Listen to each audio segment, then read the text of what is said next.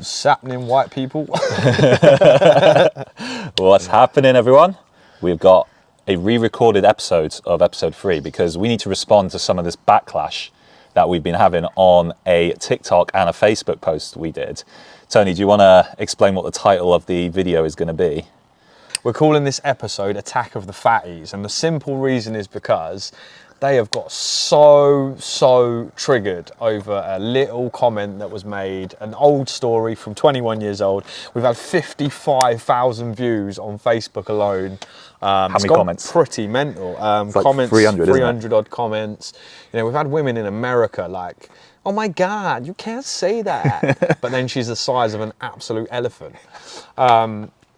Some of the comments are jokes though. I mean... The video, by the way, is the one from episode 1 where Tony goes on a date, gets catfished. This is really important. None of these women talk about the fact that he's been catfished. Instead, they focus on the weight, where Tony, maybe a bit ungentlemanly, drives off because he sees the girl and she's like properly morbidly obese. Yeah. Like, you were nice as well. You said she was a little bit chubby. Yeah. She ain't chubby. She was a big girl. She was a big girl and nothing like her photos. And that was the concept. But she did... I did message her and say, sorry about the weight. And then I said, but don't worry, you'll lose it. That was quite good. Yeah, some of these comments, fatty number 1, I mean, she looks like an absolute dried raisin, and she's like, oh, well, that girl had a lucky escape. Another fatty said, I would have ran away. I think the point, Suzanne, is that she's never ran anywhere in her life. That's the reason why we're in that situation. Oh, we're going hard, man. Another one, had a lucky escape. To be honest with you, again, she was kind of like Tyrone from Snatch, the getaway driver. If you've not seen that movie, I haven't seen that one, but I can imagine. You're a getaway driver, aren't you, Tyrone? Of course I am.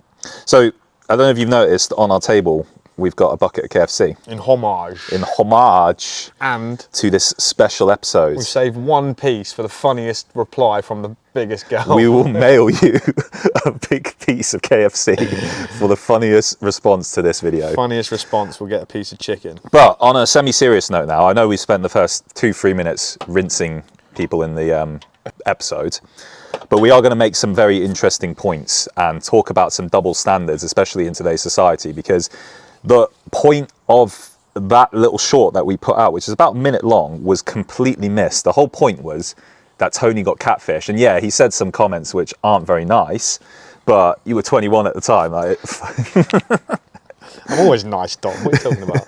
But you didn't say it to her face, and like, we are lads telling a story together. Yeah. So we're going to talk a little bit about that to start with. The point was, I didn't say her name. I didn't call her out and say, this is who you are. I don't even remember her name. I was about 21 years old. God knows she won't remember. Like, it was a story.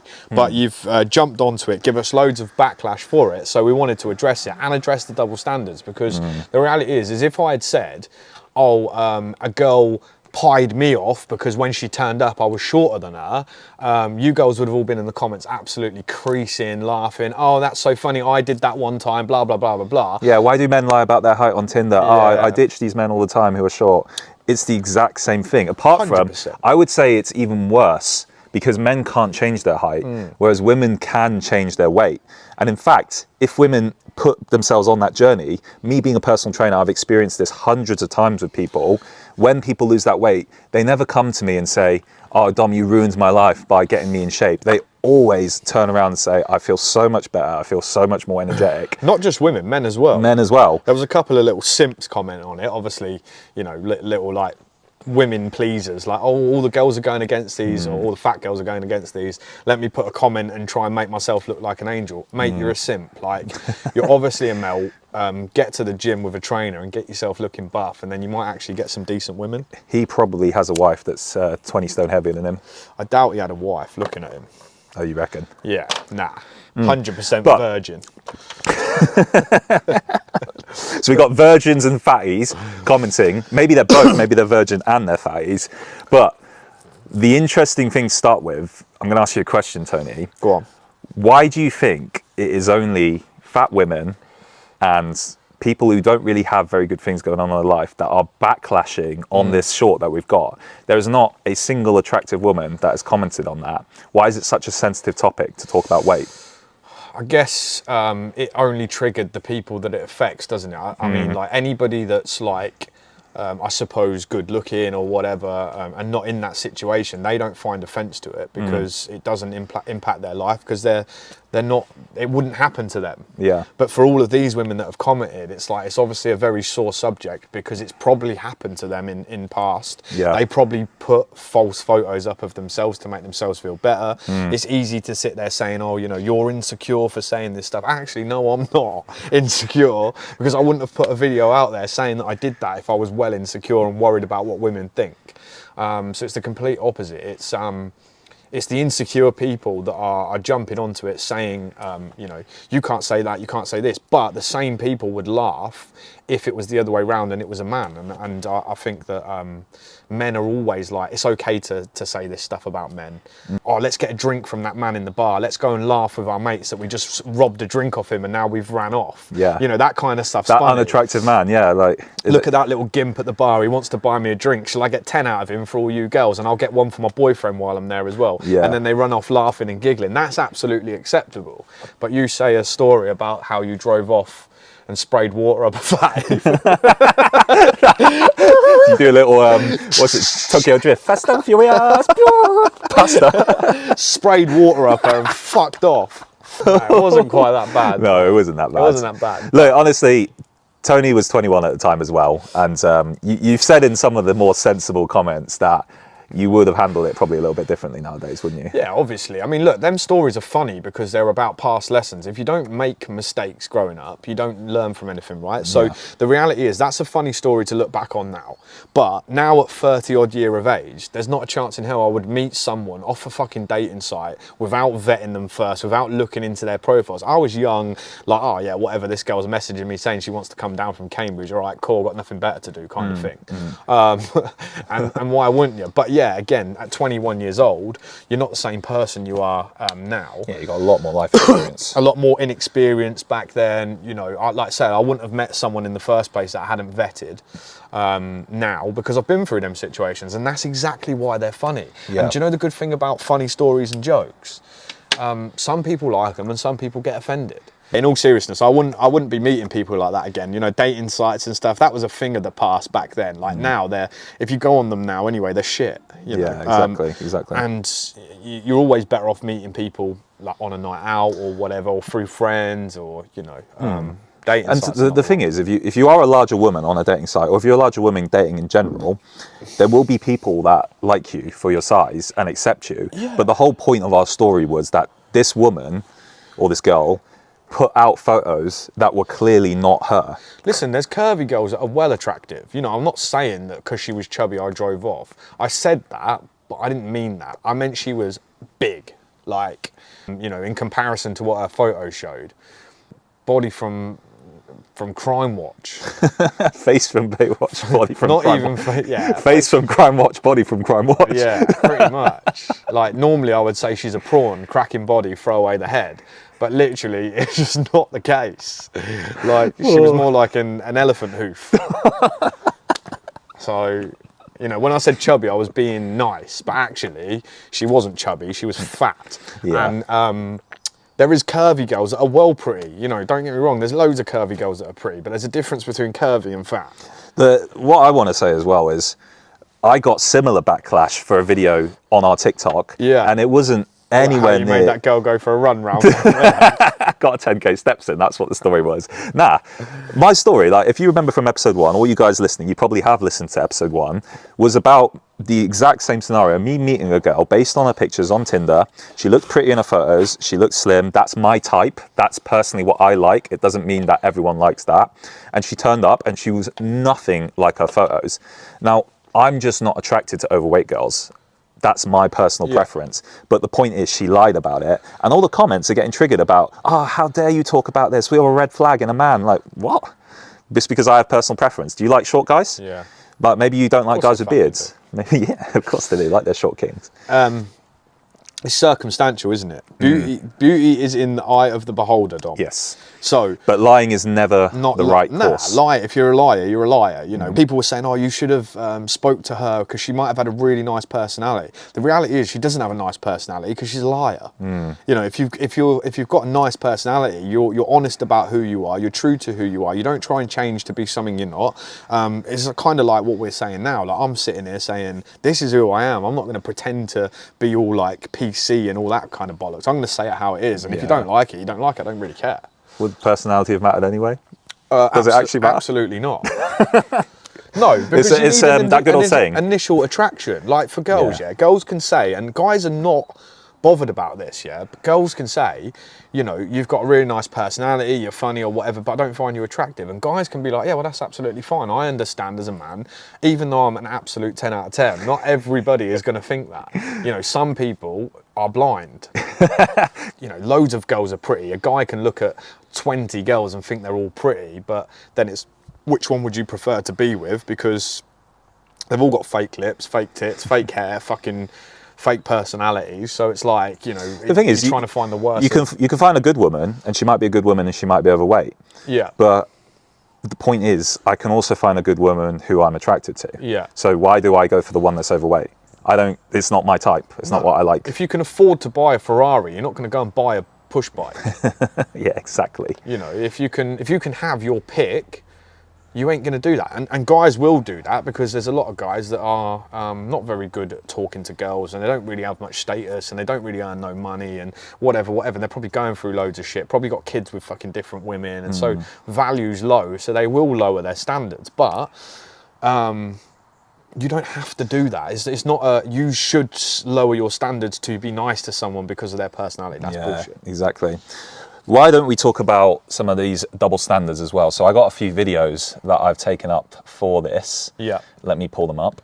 And specifically, we're talking about double standards, how we can't talk about not liking overweight women or dating stories involving overweight women who have catfished us, but you can have videos like this and none of the comments are bad. So we got this here. I will pull it up on screen. Rate us 3, 1 through 10. How tall are you? 6 foot. First That's a question, lie. how tall are you? So that knocks you off 2 points. We're gonna go 6.5. Okay. I'll give you, how tall are you? 5'7". This type of thing is what fucking pisses me off about women of today, yeah? She's got an absolute 5 head. Like, it's not even banter, yeah? She has a 5 head, yeah? And she's like standing there like, let me see, are you 6 foot, blah, blah, blah. Like, you can't afford to be that picky. Yeah, Where yeah. does that delusion come from? Like, I'm not Brad Pitt, yeah? And enough of you fatties said it in them comments, yeah? Like, I'm not Brad Pitt, but I'm realistic, yeah? Like, I'm not going to go up to Pamela Anderson and be like, let me see, how tall are you? How much do you weigh? Like, if somebody like that's paying me attention and she's an absolute 10 out of 10, I mean, she's a bit of an old example now, but the point of this video, I think, is imagine the reverse scenario where a woman interviews a man and she's like, oh, rate me out of 10. And he goes, oh, how much do you weigh?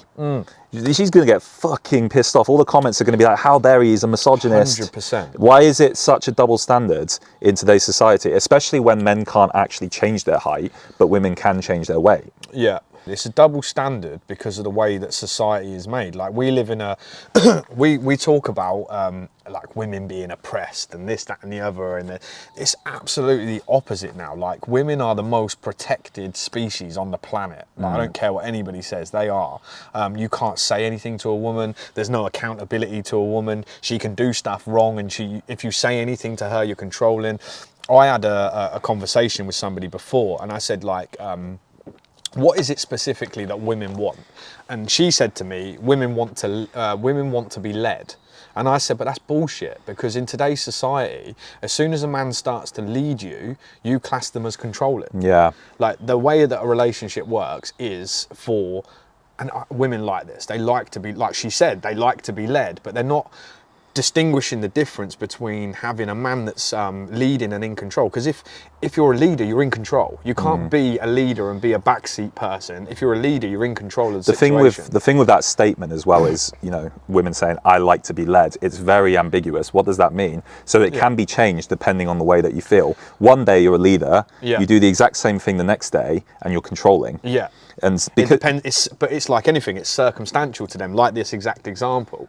It's like we want to have control over what we want, basically. So for example, double standards. We want to get paid the same as everybody in the workplace, but we want to work less hours because we've got kids to look after. Yeah, we want to get paid maintenance for our kids by a father, but we want to spend all of the time with them, and the only time you're allowed to have your kid is at the weekend when I want to fuck off out with my mates. Like, it's these kind of scenarios where it's like they're asking for 50-50, but they don't really want 50-50. Yeah. They want 80-20. And it's all like, and if you say anything, if you mention any topic, game over. You got fucking the fatty activists coming out saying, oh, you can't say that about us. Why? But you can say that about us. yeah, Like, got Karen, the 2 out of 10 on TikTok. but one of the birds was like, have you actually seen yourself? And I thought, this bird is old enough, she can actually pull her eye out. She looked like a ball sack, that one. She had the wrinkles and everything. She looked like my granddad's testicles. If I looked down right now and I looked at my balls, I'd be like, oh, is that you? Wasn't it? Is that you, Karen? Karen, Oh, hi. I didn't know you were there. Oh, mate. It was Anyway, absolutely let's pull up atrocious. video 2, which is another. Funny and all, but like, you a midget. I can't do it. I'm sorry, baby. It's the height, but we could be friends. We could, we could kick it, You already know what I'm just saying. I have to pass. Okay, so this girl goes up to the man in person. Granted, it's like a dating show, but she says, you a midget, it's a no from me. Imagine the reverse scenario now, where a man goes up to the woman and goes, you're a fatty, it's a no from me. The comments on this, I've read the comments on this video, not a single one is complaining about that from her talking about him being a midget. And by the way, I'm not saying that people should get triggered over stuff like that, because I personally see it as personal choice. My personal thing is, I don't think you should get triggered over someone calling you out on your weight. Do you know what it is? It's not rude, it's preference. Like, if I want to have a conversation with you about something, if she wants to say that and mug him off deliberately in front of his face and all them guys are there and they're laughing, like, that's 10 times worse than our story. Right? Yeah. But because it's a man and people think like, oh, men can take it, it's okay, blah, blah, blah, there's no backlash to that. Whereas you say the word fatty, Yeah. and everyone loses their mind. Yeah. And I'm not just that, it's everything. Anything you mention about a woman, you know, it's like you cannot say anything. You cannot tell your girl what to do. You cannot do this. You cannot do that. They can tell you what to do. They can do whatever they like. But in reverse, it's like, You're a misogynist. yeah, and I don't even think they know what that word means. Misogynist is defined as women hating. So in order for someone to be a misogynist, they have to do things that classify themselves as someone that hates women. So I don't see how saying that someone is a fatty, for example, when they are overweight, especially when you've been catfished by them, makes you a misogynist. Nah. I would define misogyny as someone who treats a woman differently because of the fact she's a woman in a negative way. Yeah. And I don't think that is actually very many men in today's society. I was going to say, what man would do that? Because men are very much led by fucking sex, testosterone, and so on and so forth. So even if they were like a certain kind of way towards a woman, they would still want to like fucking, they wouldn't be too harsh. They would want to sleep with her. They would want to, do you know what I mean? Yeah. So when well, does it not really even that. apply? Even if you have female friends, you treat them nicely. Like, Yeah, but if they're your friends, you're obviously not a hater, are you? yeah, exactly. But females in general, I wouldn't say that we would make derogatory comments about females just because of the fact they're female. Nah. You point out things. You have lad banter. You go, oh, fatty, whatever. Yeah. But she had BV, what's PV? bong and vagina. You ever had a BV situation? Yeah, who hasn't had a BV situation? I don't know what it means, mate. So I don't know. Bong and vagina. What does bonging mean? Like stinking. I don't know, mate. It's probably blocked out of my mind. Did it smell like KFC? Was it like a KFC vagina? Well, it was more like fucking Krispy Kreme. Krispy Kremes. Stinky Krispy Kreme vagina. All right, we've got video 3 now. This one I find particularly bad on this topic. There's a thing about big sizes, they really look good. They just look better on a man rather than a tiny size. It looks better. I think aesthetically. Is that it looks masculine or? Oh yeah. Okay. Very, very masculine. So would you say that if a guy does have a smaller penis, you think of him as like less manly? Yes. It's so interesting, like how Sorry. it. So she's saying that if you have a smaller penis, it makes you less masculine. This hurts me as a half Chinese man. I was going to say, that's you fun. No, but I'm joking. Like Dom's like, he takes after his mother in that department. She hasn't got a willy either. Oh, I mean, I don't particularly care. Like, I don't think people with a small penis would care about that. But again, I think they would. It comes down to, though, she has a personal preference. She has an opinion. She thinks it makes you look less masculine, which is far worse than anything we've said on our 55,000 view video about not wanting to date a fatty. Yeah. She's saying having a small penis literally makes you less manly. We didn't say that being a fatty makes you less womanly. Nah. We just say we're not attracted to Nah. fatties. It just makes her hungry. But why do you think we have this bucket of KFC? It's so that they watch our episodes. yeah, enticing in the fatties. Come on. Come here, fatty. Come on. I got this big fat cigar as well, and that is on topic. It's a fatty, isn't it? It's a fatty, big fatty. I don't know with this. See, like this is like, of course, like to certain people. Like, what about them guys with like absolute micro penises? This is going to be offensive to. It will be offensive Like, to them, of yeah. course it will, and it's going to be subjective to. But then at the same time, like my argument to this is this. You would only be able to judge what's a big penis, a small penis, and so on and so forth if you'd had loads of dick. Is that fair to say? Yeah, I suppose. If you'd seen one dick, how would you know what's big and what's small? I suppose if you've always lived in China, they're all going to be massive, aren't they? Is that And then not you factual? move to Africa and you're like, fucking hell, Don't get what's me wrong, you happening can here? watch a bit of porn and see the fucking big schlongadongadongs. Donk But they donk. just ain't fucking real, are they? I don't know, mate. I mean, you know, I'm only half Chinese. From the waist down. Chinese from the waist down. The point of this video, though, is, again, I've been on the comments of this video and not a single person is triggered about what she's saying. Nah. We talk 1 second about fat people, everyone loses their mind. Yeah. And I want to go on a little bit of a talk, actually. I've been a personal trainer now for over 5 years, 6 years. I've had lots of female clients, not just female, male clients who are massively overweight who've come to me in that time as well. Not a single one of them has come after I've transformed their body and said, Dom, you've really ruined my life. I hate the fact that I'm now slim. Can I have a refund? Every single one of them says, I feel so much better. I feel so good now that you've made me into this person. And not a single one of them has watched any bit of our podcast and thought, oh my God, that's so offensive. Because the point is, we're not fatty haters. No. I don't hate fat people. In fact, if anything, me being a personal trainer, I understand the mindset so well. I understand how hard it is, how life can feel like it gets on top of you, how you feel like you have no energy, how you feel like you're not confident in your clothes. When you take your top off on the beach, you don't want anyone to look. I understand so many people have come to me saying that exact thing. But then my thing to say back to them would be, why don't you sort it out? Because that is in your control. Unlike penis size, unlike height, weight is in your control. It's not something that defines you. So when you're on TikTok commenting angry things about us being catfished by overweight women, which we are not attracted to, maybe have a little bit of a think and think about how potentially maybe it's a little reflection of how you're feeling inside rather than what we're saying. When you take your wig off that evening. Yeah, we haven't actually talked about wig women. Yeah. Bold women. Yeah, that's a totally different topic.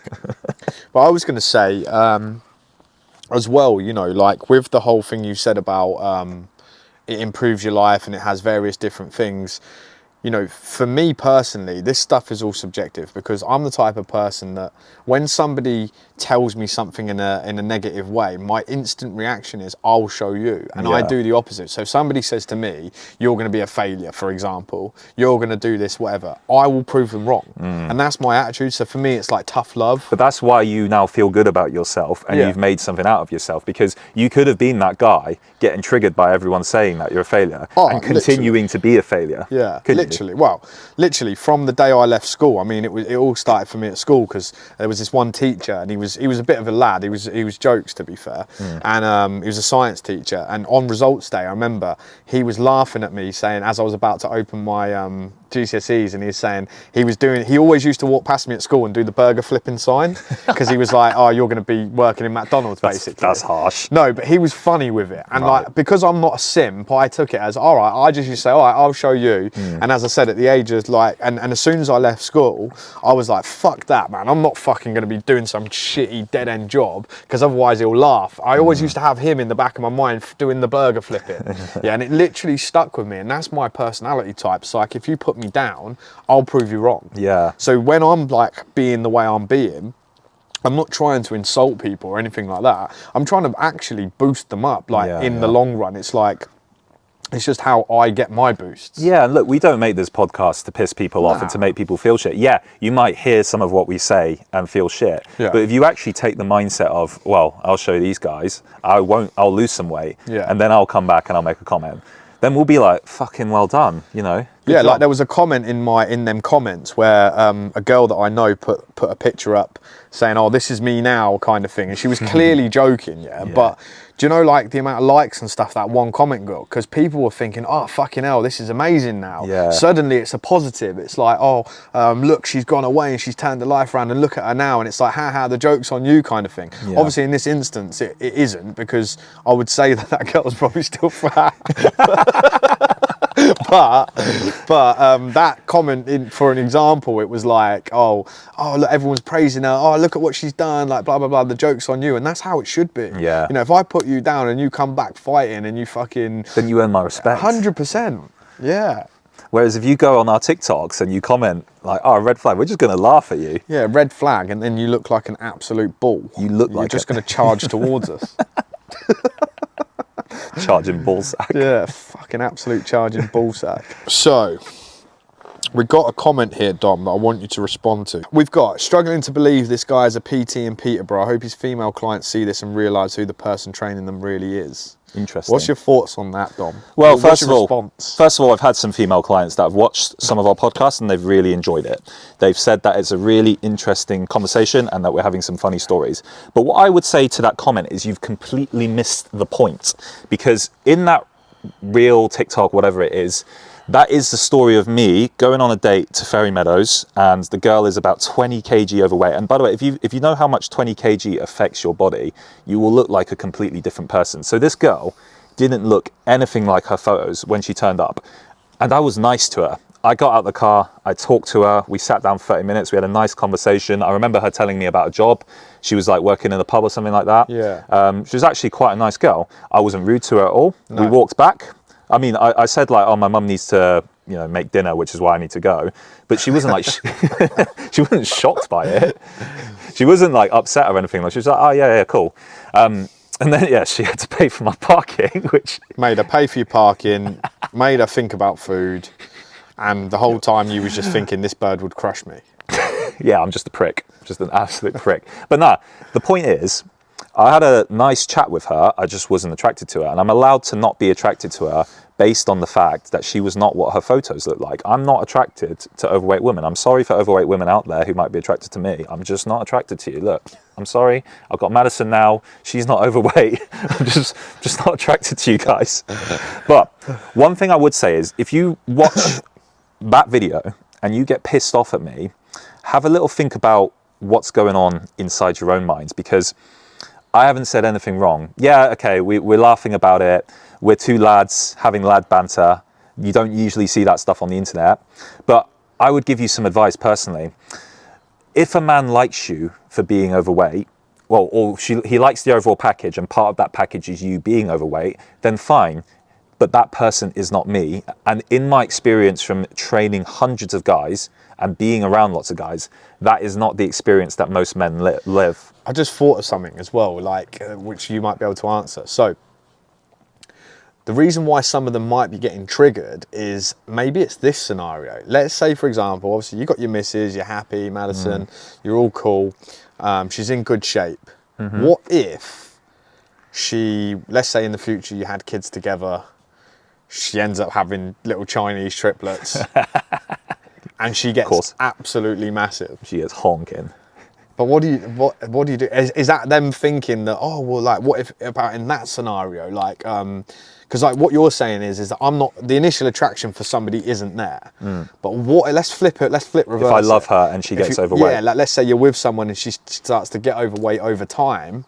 What happens then? That's really good you've brought that up, because me and Madison have had this conversation. And I've already told her you'll leave her. I said, fuck off with your fat. Fuck off, fatty. Go to KFC. Go get another big bucket.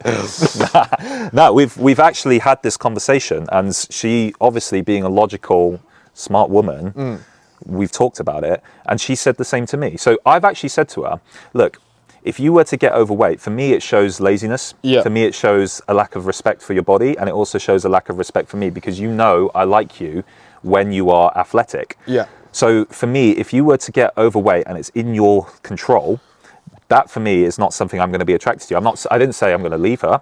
I just said, look, we probably won't end up having much sex because I won't find your body particularly attractive. She said the same to me. She said, look, if I become a big Buddha Chinese man, she's not going to be particularly attracted to me as well. Yeah. And we've also talked about the scenario, what if she gets ill and, you know, she ends up completely overweight? I said, look, I will still absolutely love you. I will still be there for you. I will help you. I will do everything in my power to make you feel safe and comfortable in this relationship. In that scenario, yeah, it would be difficult for me because I wouldn't be as physically attracted to you because you have put on quite a lot of weight. But it's not in your control. So the whole thing about respect and stuff like that doesn't apply in that scenario because it's not in your control. But for me, I know from training hundreds of people that weight is in your control. Yeah. You may have emotional eating, you may have injuries, you may have motivation problems, but there is always a solution out there. And I'll tell you, the whole point of being a coach is to find solutions for the person that is not able to find solutions for themselves. Yeah. And I've got people that have come to me that had huge emotional eating problems. I got a guy that was 177 kg at the beginning of January last year. He is now 106 kg and he's going to do high rocks in January. That to me is mental, and he's telling me how good he feels. You mean he's getting high on rocks? High rocks is a fitness race for those of you listening. But his life has completely changed and he cannot thank me enough for it.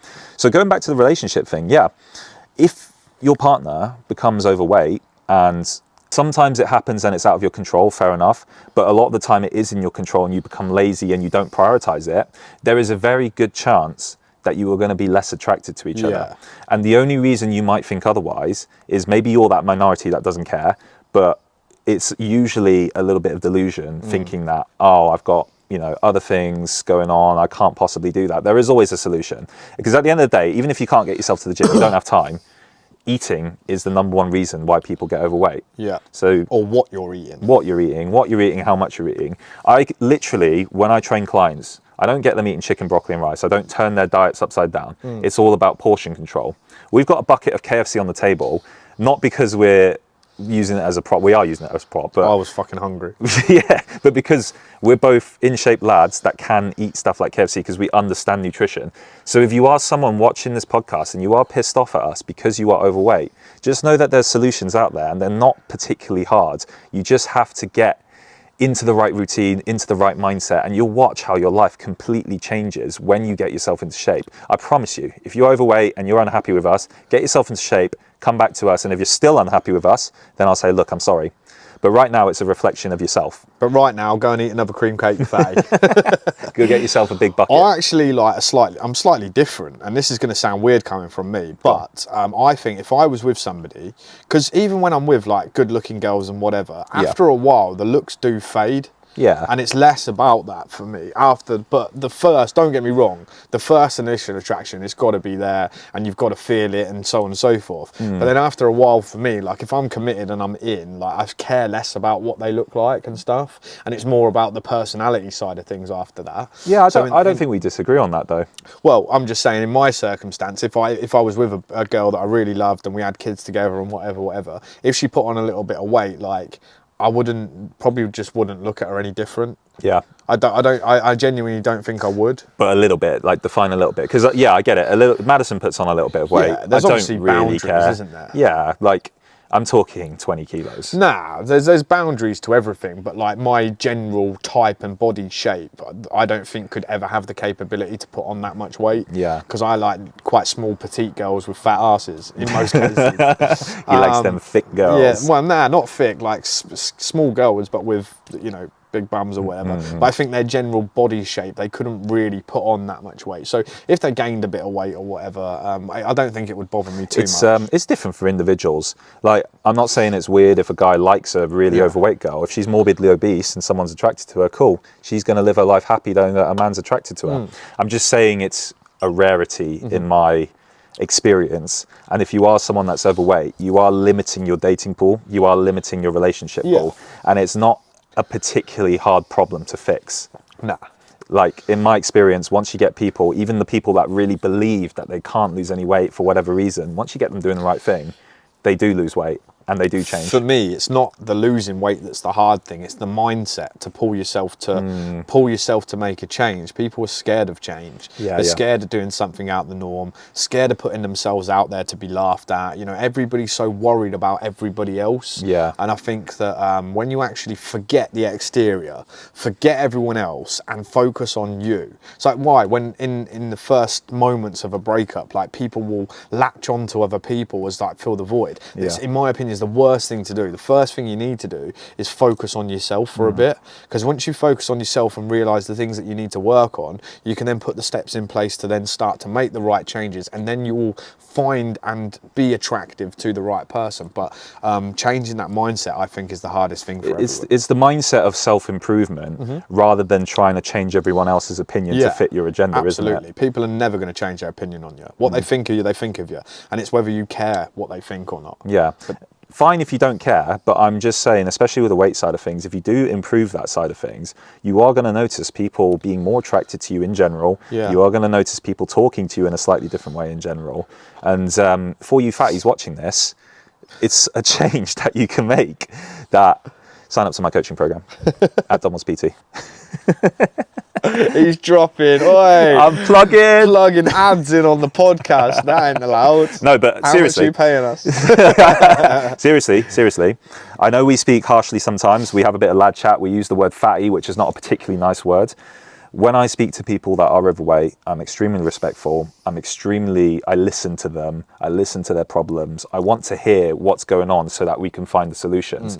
We talk about it on this podcast because we're two lads having a chat with a cigar and a bucket of KFC. Listen, on the coaching table. ain't about blowing smoke up people's asses anyway. Like, at the end of the day, people that are coming to you for genuine results, they're coming to you because they hate the fact that they're fat. Yeah. So you saying that you don't like people being fat because of X, Y, and Z, they're not going to have a problem with you because they want to lose the weight. That's why they're coming to you. To be fair, I would never dislike someone for the fact that they're fat. But I'm just I'm purely talking from a physical attraction point of view. If I was dating, that's my point.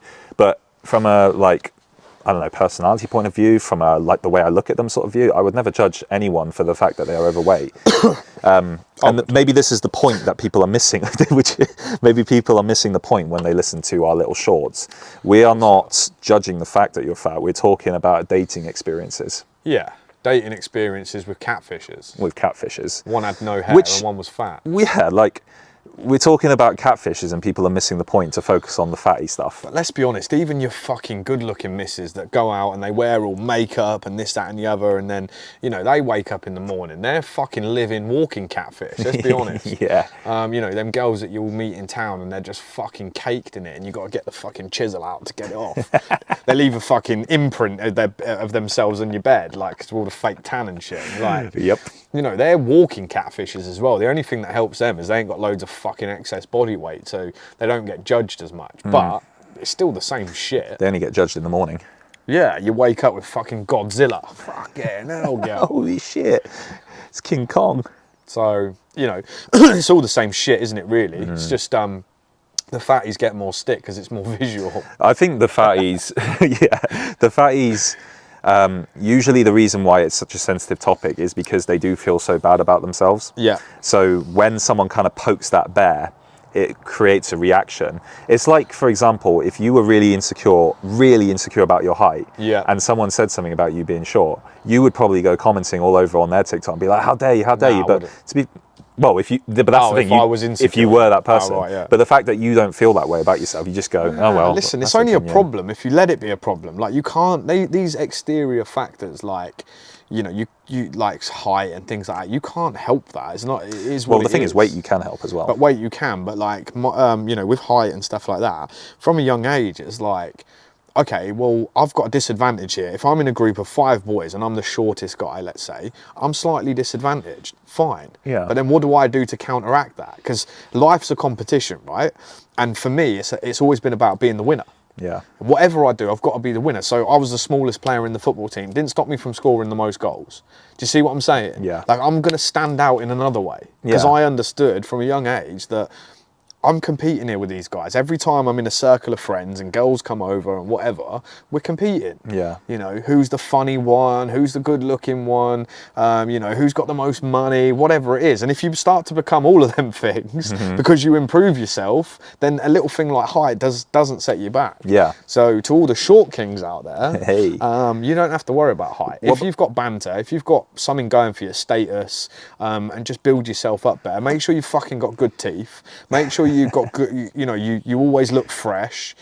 Start trying to go to the gym. Start trying to have an advantage on the other people around you. Get a better job than your mates. Because they're only judging you on the people that you're hanging around with. Become more confident as well. Well, that will naturally bring confidence. Because when you know that you're the go-to guy in the group because of whatever reason, then you'll start to have that self-confidence. You go to the gym, so now, okay, you're a little bit shorter than your mates, but you're fucking jacked and they're not. Yeah. Suddenly you've got an advantage on them. Exactly. I can talk a little bit about improving your confidence as well, because for me, I was never the most confident kid, not when I was younger, but the way I improved it was just by getting myself in situations where I had to talk to people, where I had to talk to a girl one-on-one, where I had to be in a group setting, because that for me was never comfortable when I was younger. Yeah. But through experience, through actually going and doing that, and feeling a little bit uncomfortable, but then realizing, oh, you know what?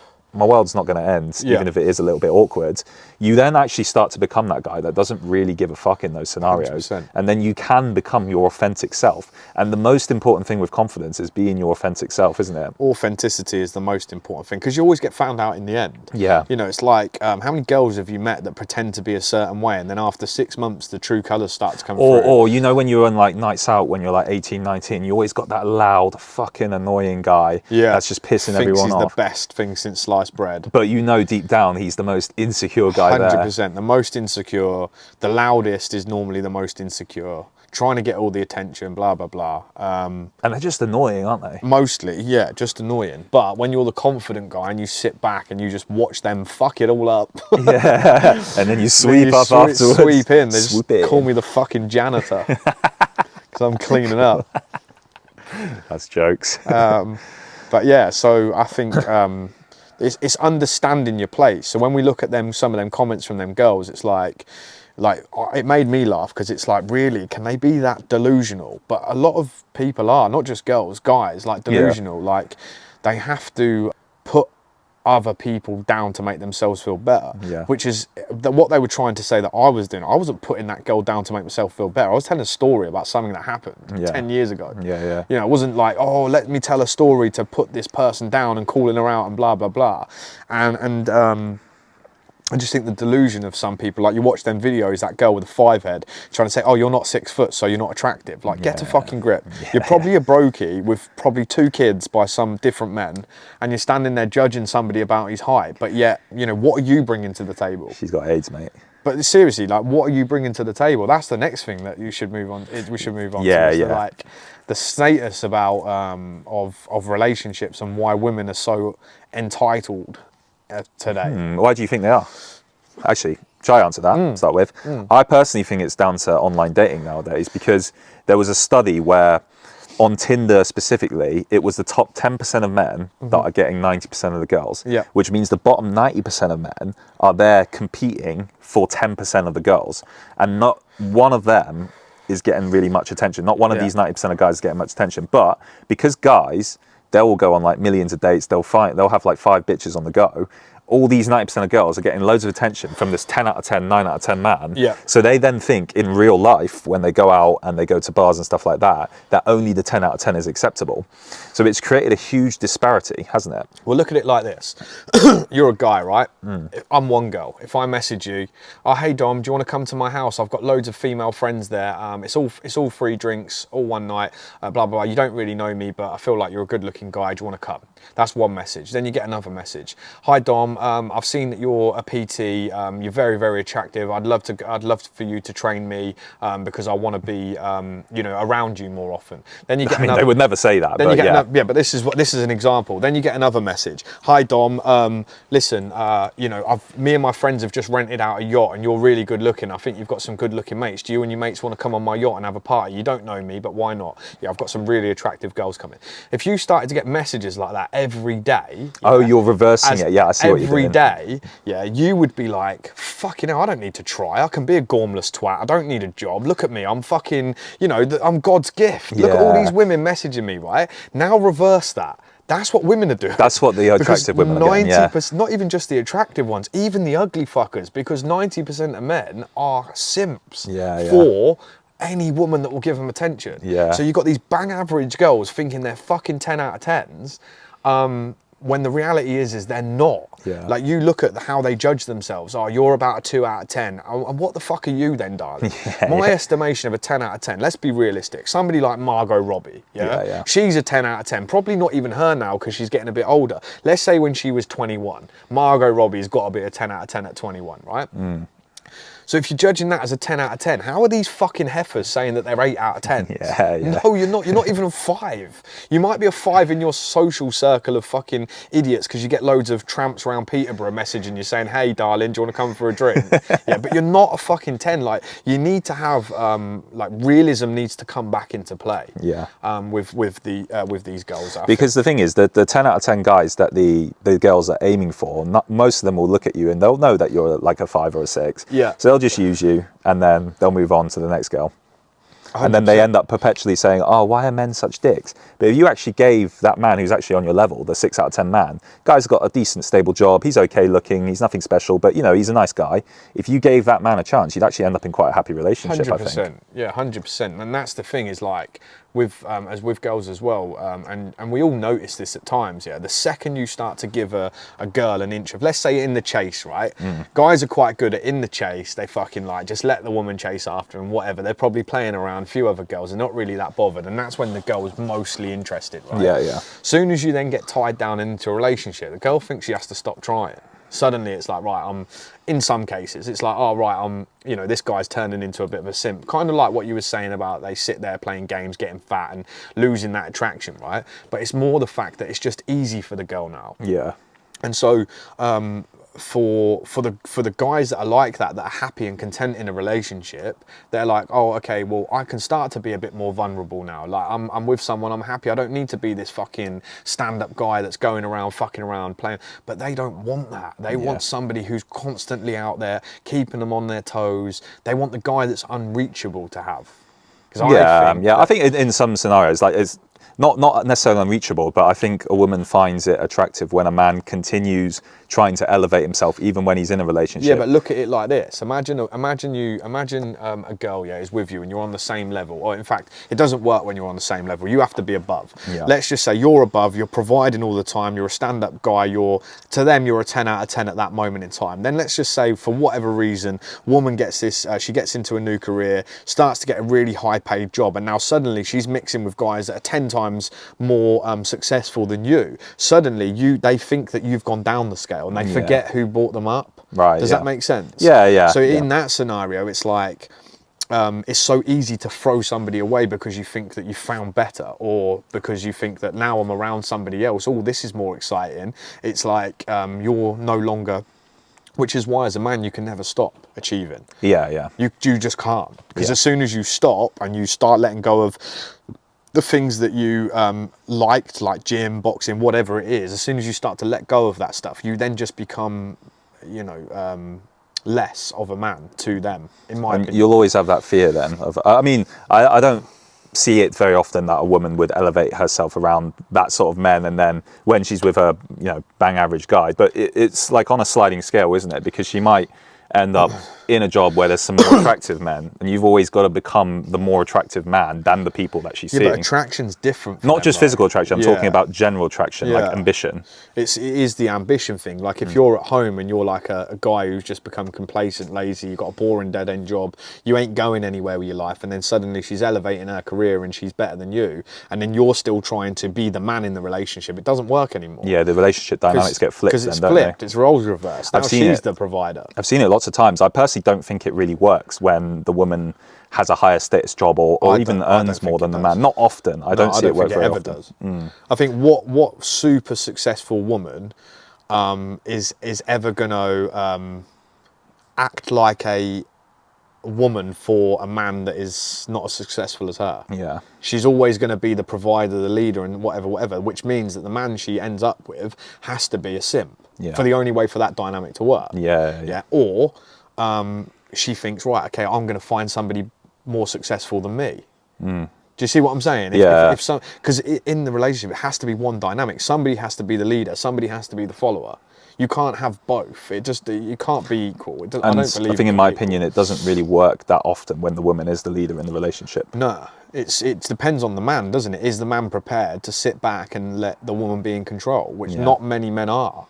Some men might be, but not. But no, I most think men will want to be a leader. Not just that. I think most women wouldn't find it attractive if they're the one having to be in control. Yeah, And that's the thing that you have to fear if you're a man that isn't leading. in control. Yeah, leading. Because she's not going to find that attractive, that she's calling all the shots. Not in most scenarios. We talk in generalizations. Generalizations, but of this course. is quite a big thing, I think, that not a lot of men think about, especially the ones that are sitting at home, not doing much with their lives. How many times have you seen a guy in a passenger, as a passenger for and his missus?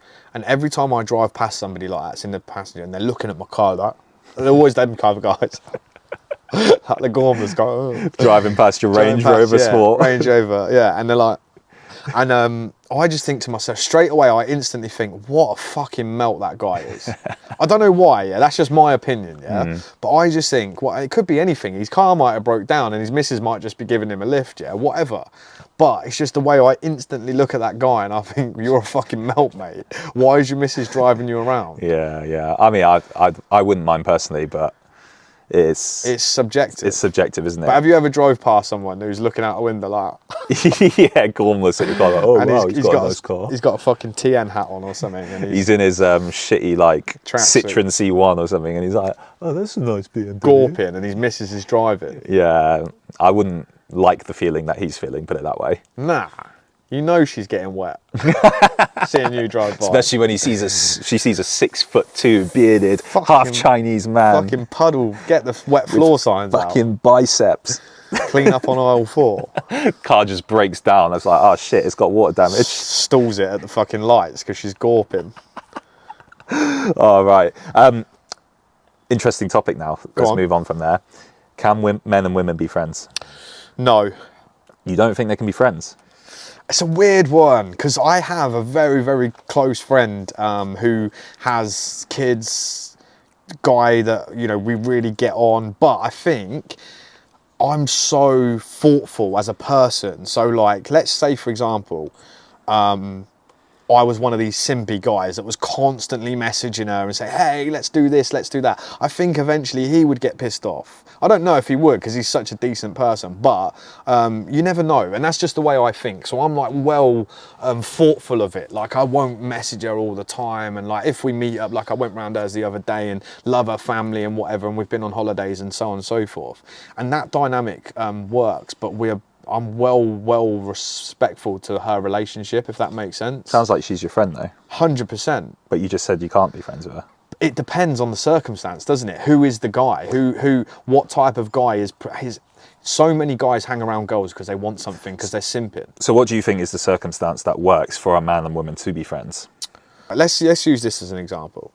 If my girlfriend, let's say I've got a girlfriend and she's has guys messaging her and whatever, and every time like something crops up, let's say I see it and I think, she never mentions this person. But Like it's she's trying to hide it. It's a friend, but she's like trying to hide it because she knows deep down that it's not that. Then obviously that's a problem. But like like with me and my friend, I've always been so respectful of the situation. Like if I'm in a relationship, I want them to know about her straight away because she's always going to be in my life. We've been mates for ages and I'm getting on with her family. So you kind of set the tone from the beginning. From day one, I'm like, right, this is who it is. I really want you to meet her. Like, there's nothing there. Let's go out for some dinner or let's do this or whatever. And then it sets the tone that it's like, right, that's what it is. So then if she ever rings me and if I'm with my girlfriend and she rings me, there's no worry there. Yeah. You know, and the conversation is always like, oh, you know, what are you two up to? Do you want to do this or do you want to do that? And then it's in front of her, like you're not running off round the corner to have a phone call like with your friend and hiding messages and shit like that. Then it's completely honest and true, isn't it? Yeah. But I think if it's slightly played out different to that, where it's like, this guy's ringing me. I've never heard about this guy before. Oh, but it's my friend from fucking God knows where, and he's just asking me a question. And it's like, yeah, but he can't be that much of a friend to you because you would have mentioned it. Yeah. Like if we've been together for, let's say we've been together for a year. If we've been together for a year and you've never mentioned this person, then as far as I'm concerned, that's not a friend to you.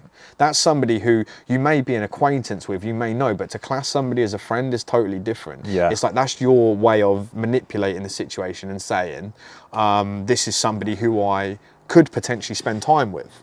But if that was the case, where were they on your birthday? You know, why don't they know who I am? Why haven't you introduced me to them? Because if I'm going to be a part of your life for the future, why do I not know this guy? Yeah. Do you see what I'm trying to say? I think it comes down to clear communication at the end of the day, doesn't it? Like, as long as your partner feels safe in the relationship, your woman feels safe in the knowledge that you're not, you know, trying to do anything with this girl that is your supposed mate, then she's going to accept that. But then I also do feel like it relies a lot on trust from the partner, because some women, for example, can get very jealous of the fact that you have a female friend, and then that just makes it, so can men, but that just makes it very awkward then. And then it is so subjective, but you can start to hide things because you're like, well, I know I'm not doing anything wrong. I know this person's my mate, but my partner's reacting like this. So I just won't say anything. But that's where boundaries come in, don't they? And this is why it's so important, in my opinion, to set boundaries at the start of a relationship. And if you tell somebody, look, this is what I accept, this is what I don't accept, and then somebody sits there and barefaced lies to you and says, oh, well, you know, I respect your boundaries, I wouldn't do that. And then you get into a relationship with them and then they start going against these boundaries because they feel like they can do it now. It has to be the same boundaries for both people, I think. 100%. 100%. But well, not even necessarily. Like one of you might say, oh, well, I don't mind you. Let's say, for example, me and you were going to get together. You'd be lucky. And you turn around and said, look, I don't mind you having guy friends or girlfriends, whatever, whichever sex we are. Let's and just I say, well, we're I do. But then that's your choice. Well, you might say, well, you're a dickhead, I don't want to be with you, fuck off, bye-bye. But at that moment, you might say, well, that's fine. Like, you're entitled to your opinion, I'm entitled to mine. It doesn't have to be a tit for tat. Yeah. So I'd say if you're in a relationship and you have friends of the opposite sex, you just need to very clearly and non-emotionally communicate with your partner and sit down and have a chat about it. What's acceptable, what's not acceptable. I found that when you don't have that conversation because it gets too heated for whatever reason, you just end up not setting very clear boundaries. It's when it comes out after. That's what the point I was trying to make. Like, if at the start of the relationship you explain this stuff, you're like, look, I've got this really good girl mate or whatever. She's got a partner, she's got kids, but you know, we're so close, we're good friends and whatever. And they have the same level of respect for their partner and they introduce you, and then it becomes a group thing. You know, so it's like when we're going out, we can go out as a group because you know that person. But let's say, for example, you've got your girlfriend is like got a guy that she would just, every time he texts, she'll like hide it or like go away in another room, and then it's like the one time when you see his name come up on a phone and he's buzzing her up at 9 o'clock at night on a day when you wouldn't normally be there, for example, then you're going to start to question that shit. Like, why have you never mentioned him before? Who is he? Do you see what I think I'm saying? especially if the partner's trying to hide it, you can sense shit like that, can't you? And sometimes it might be completely innocent, but the way it comes across, it needs to be dealt with in a certain way. So, for Yeah. example, if I've never mentioned a girl before, somebody from my past or whatever that was a friend, and you know we don't really communicate anymore, and then let's just say one time I'm sitting there with my missus and she randomly rings me to ask me some bullshit I don't even know yet, but let's just say that happens, then I'm gonna feel like fuck, she's gonna think a certain way about this now. But then in that situation, you would just communicate with your partner, wouldn't you? You would tell, yeah, but then I'm not going to expect her to believe me straight away. Okay. I'm going to be understanding of the fact that that's a weird scenario. It wouldn't always happen, but now because it has happened randomly, now she's going to think a certain way. So then I would over reassure her that it's nothing, you know, and I wouldn't, and if she felt a certain kind of way about that, I wouldn't get angry about it. I would understand and be like, look, I get it. Like, you'd hope though that your partner would trust you in a scenario like that, because you want to have the trust in your partner, especially in a scenario that you've just mentioned like that, because I don't personally think that's your fault. You've not initiated it. You've not enticed her to do that. It's not, but could I be lying?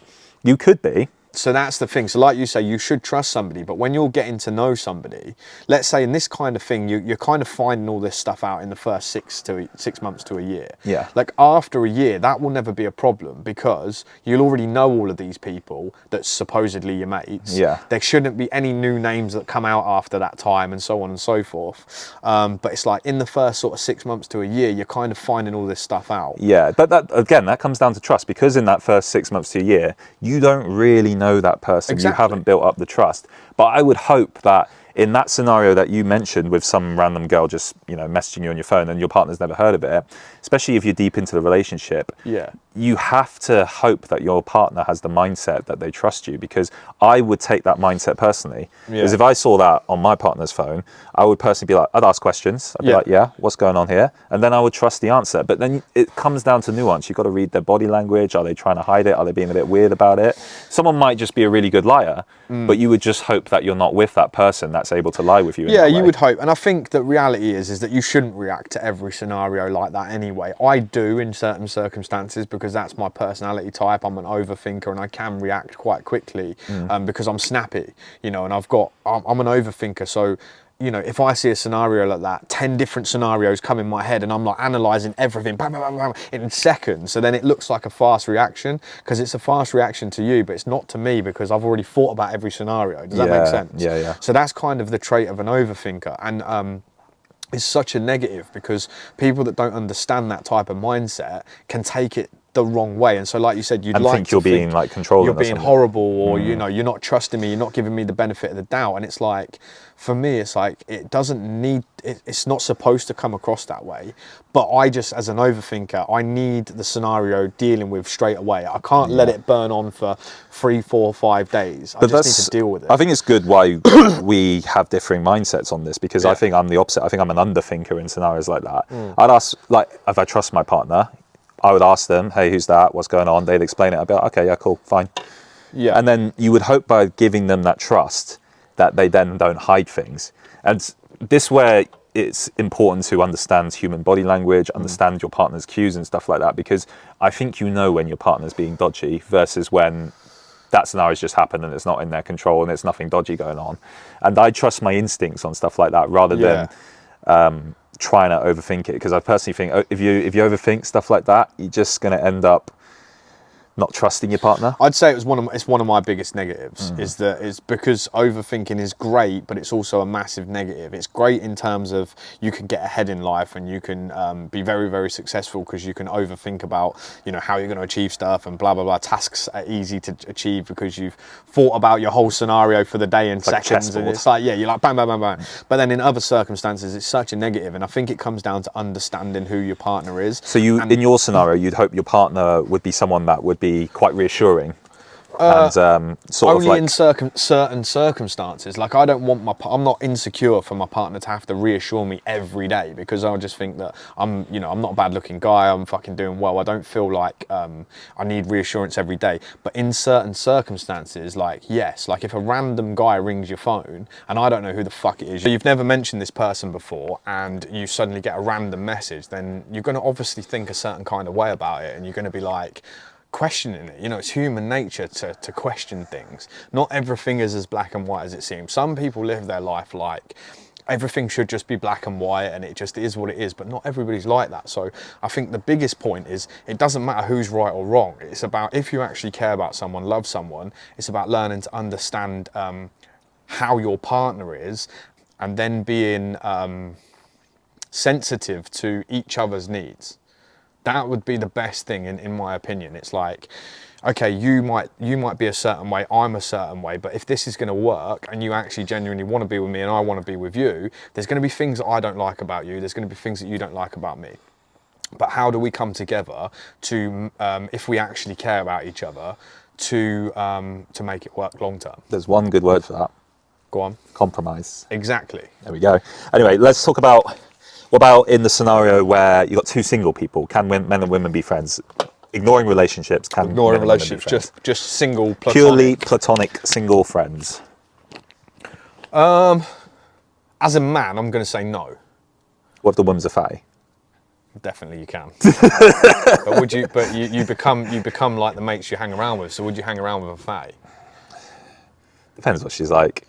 She's like, I don't know. She's ambitious. She owns a big pharma company or something, and she's a fatty. Cool, we can She be owns a friends. KFC. She owns KFC. If a fatty woman owns KFC, I can be friends with her because she's probably quite cool, and I can get free KFC from her. Well, I think to be realistic, you ain't gonna hang around with that type of person because you're not that type of guy. You know, you're going to attract what you feel, right, and who you are, and that type of person is going to be so different to you. You probably wouldn't hang around with that type of person. But if you're a good-looking person, your mate's a good-looking person, you absolutely vibe, and everything's funny. You're having good laughs, good crack, and you're both single. Eventually, I feel something would happen. You think? Eventually. I don't know. You can almost box it off though, in a way. Like once you've been friends for long enough, I feel like you just get past that point where you're like, oh, cool. Especially if you're someone that does attract a lot of the opposite sex. Yeah. Because you're not really hung on to your mate that much. Because you know you're like, oh yeah, she's attractive, whatever. But there's other attractive girls that I vibe even better with, that, you know, I'm sexually attracted to as well. So you can have the attractive female friend in that scenario. Yeah. I think if you're like a loser simp man and you've got a really attractive female friend, personally for me, that dynamic would suggest that you're hoping something would Something's happen, gonna happen long term. and she's keeping you around because she's getting attention from you. That's what I think that scenario is. But then imagine how are relationships formed? By being friends, aren't they, really? You've got to get on with each other, you've got to like each other, vibe together, and so on and so forth. So I think, let's just say we're friends for fucking 3 years, and it was strictly, we were mates, we didn't look at each other like that, but then we're both still single. Like, who's to say that, you know, you might get to the point where you're like, why are we overlooking each other?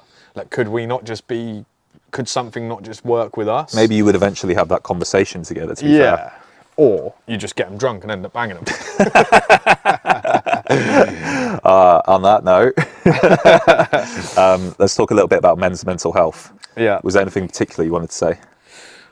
No, I guess just we was talking a lot about like weight, men's, you know, being men, how men are being able to be put down, and you know, women can say what they want, and if you do it to a woman, blah blah blah. But I think that men's mental health is massively overlooked. Women will like, the thing I noticed from that post was the one difference between men and women. The biggest difference is that women stick together. So like, you didn't see loads of men jumping on that post and being like, oh my God, you know, I've done this to loads of birds. Birds are fucking blah, blah, blah. And the reason why is because they don't want to come across as simps. Yeah. That's the biggest reason.